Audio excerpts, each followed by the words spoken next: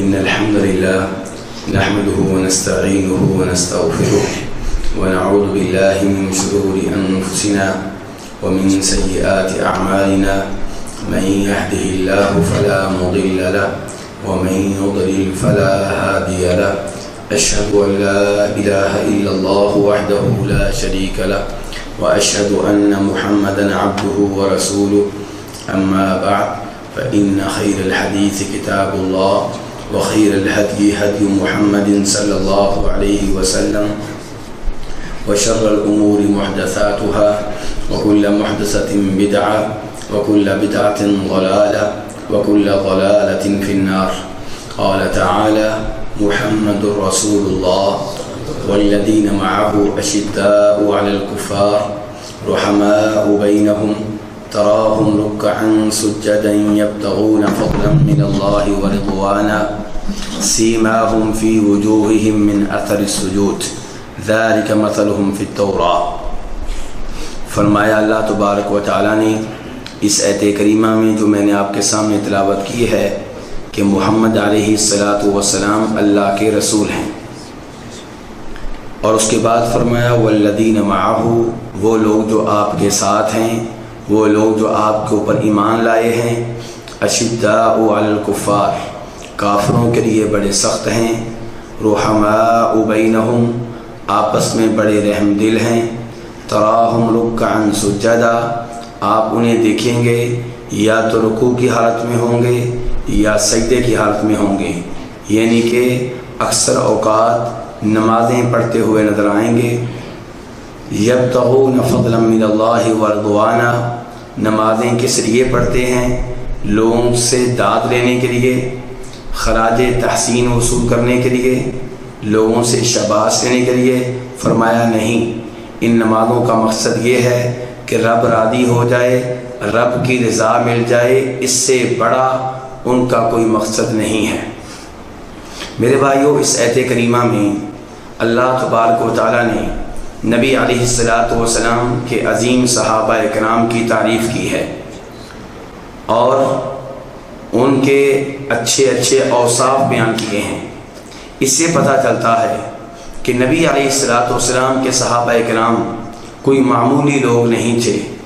یہ بڑے عظیم لوگ تھے. اور وہ عظیم کیوں نہ ہوں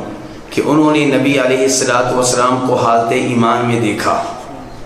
انہوں نے نبی علیہ السلام کے چہرہ انور کو اسلام کی حالت میں، توحید کی حالت میں دیکھنے کا عظیم شرف حاصل کیا. انہوں نے نبی علیہ السلام کی امامت میں نمازیں پڑھی، انہوں نے نبی علیہ السلام کی قیادت و سیادت میں جہاد کیا، انہوں نے نبی علیہ السلام کی اتباع میں حج کیا،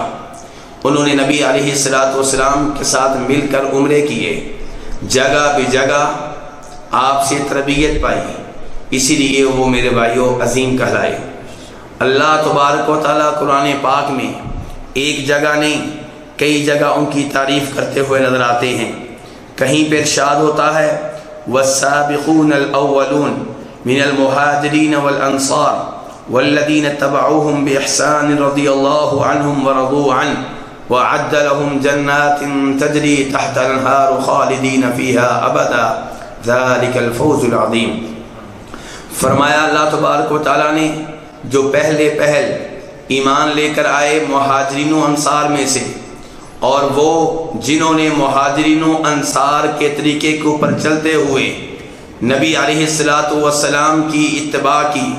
مہاجرین و انصار کی اتباع کی، اللہ ان سے راضی ہو چکا،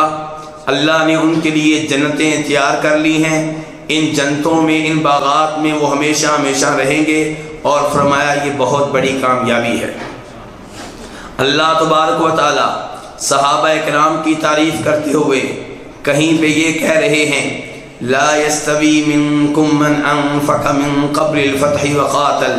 اولئك اعظم درجة من الذين انفقوا من بعد وقاتلوا وكلا وعد الله الحسنى.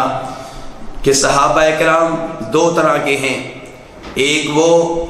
جو مکہ فتح ہونے سے پہلے مسلمان ہوئے، مکہ فتح ہونے سے پہلے نبی علیہ السلام کے ساتھ مل کر جہاد کیا، مکہ فتح ہونے سے پہلے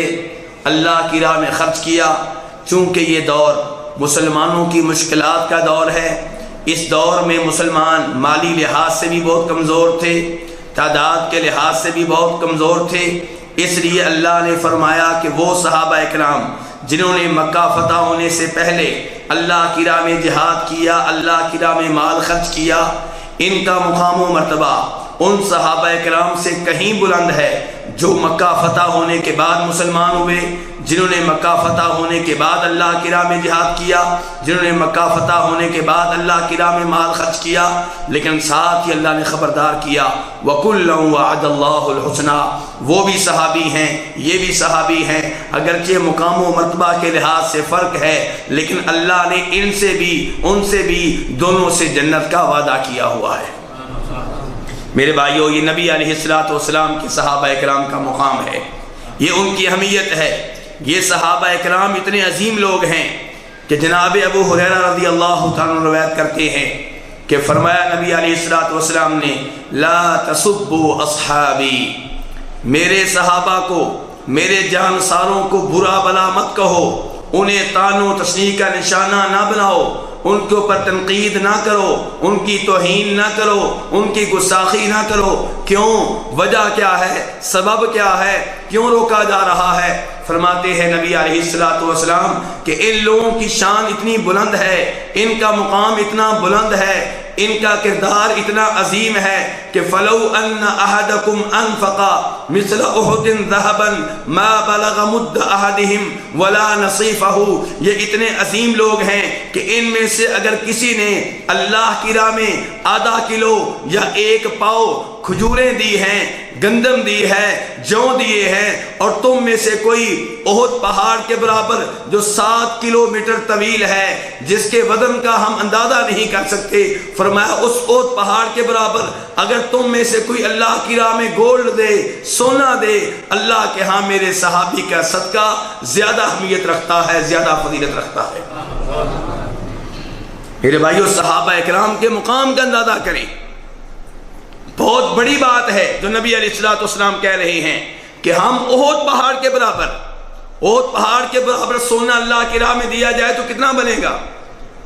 جی میرے بھائیو، کتنے کلو بنے گا؟ 5-10 کلو تو بن جائے گا۔ میرے بھائیو، ہم اندازہ نہیں کر سکتے، اور صحابی نے اللہ کی راہ میں 1 پاؤں کھجوریں دی ہیں، ہم احد پہاڑ کے برابر سونے دے دیں،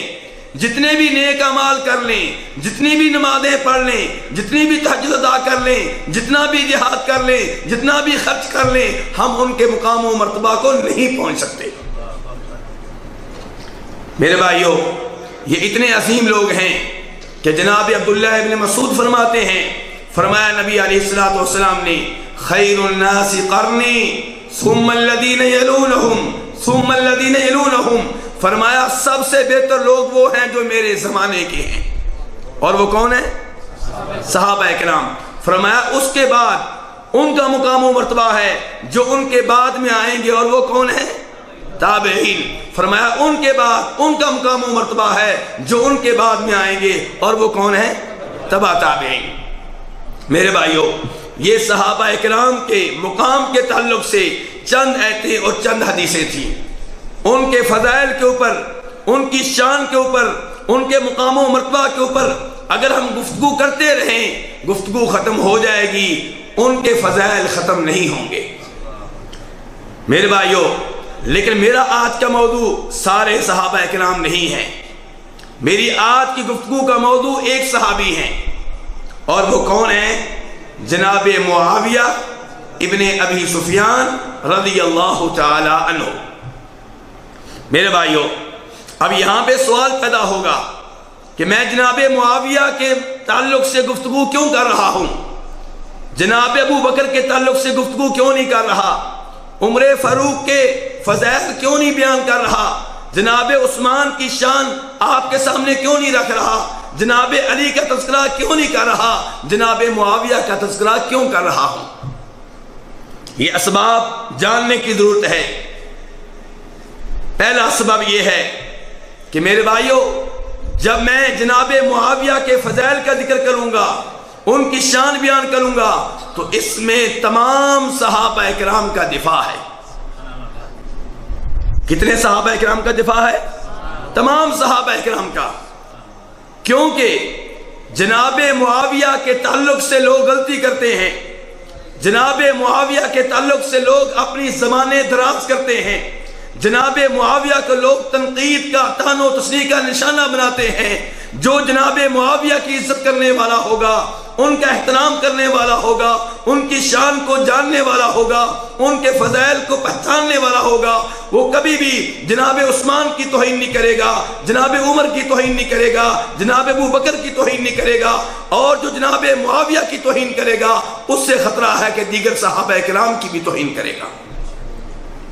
یہ میں اپنی طرف سے نہیں کہہ رہا، جناب امام ابو توبہ الحلبی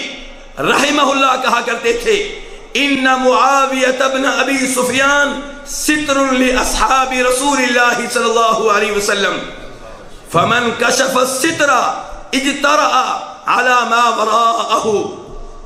ابو توبہ الحلبی کہہ رہے ہیں کہ معاویہ ابن ابی سفیان صحابہ اکرام کے سامنے آڑ ہیں، صحابہ اکرام کے سامنے پردہ ہے۔ جو جناب معاویہ کی توہین کرے گا اس سے خطرہ ہے کہ دیگر صحابہ اکرام کی بھی توہین کرے گا، کیونکہ جناب معاویہ کی توہین کرنے کا مقصد یہ ہے کہ اس کے دل سے صحابہ اکرام کی ہیبت اٹھ گئی ہے، اور جو جناب معاویہ کی عزت کرے گا وہ دیگر صحابہ اکرام کی بھی عزت کرنے والا ہوگا۔